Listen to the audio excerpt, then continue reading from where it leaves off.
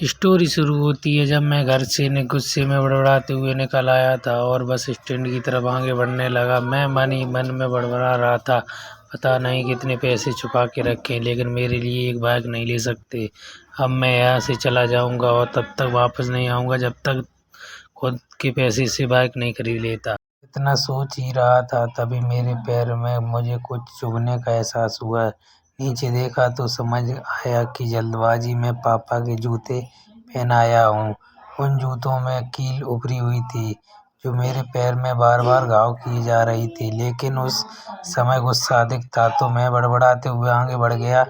एकाएक मुझे याद आया कि मैं पापा का पर्स भी नहीं साथ ले आया। मेरे खुरापाती दिमाग में एक ख्याल आया, क्यों न आज पापा का पर्स चेक किया जाए, जिसे आज तक उन्होंने किसी को हाथ तक नहीं लगाने दिया था। पता नहीं कौन सा खजाना छुपा है इस पर्स में जो किसी को हाथ नहीं लगाने देते थे।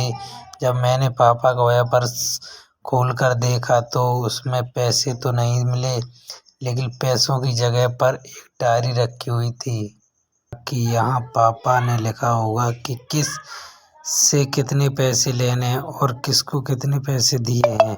लेकिन मैं गलत था। जब मैंने उस छोटी सी डायरी का पहला पेज खोलकर देखा तो वहाँ पर जो लिखा था वह थोड़ा सीरियस कर देने वाला था। डायरी में जो लिखा था उसे पढ़ने के बाद मेरे चेहरे पर जो एक्सप्रेशन थे वह गायब हो गए, क्योंकि डायरी में वैसा कुछ नहीं था जैसा मैं सोच रहा था।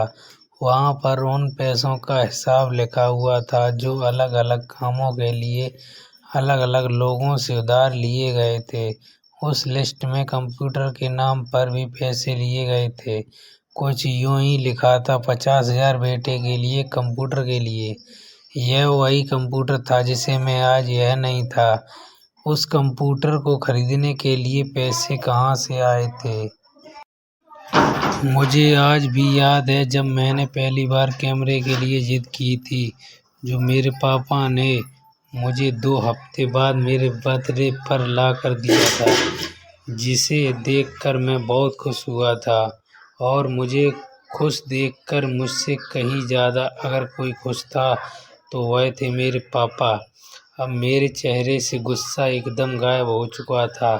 जब मैंने आगे का पन्ना पलटा तो वहाँ पर कुछ विशेष इच्छाएं लिखी हुई थीं।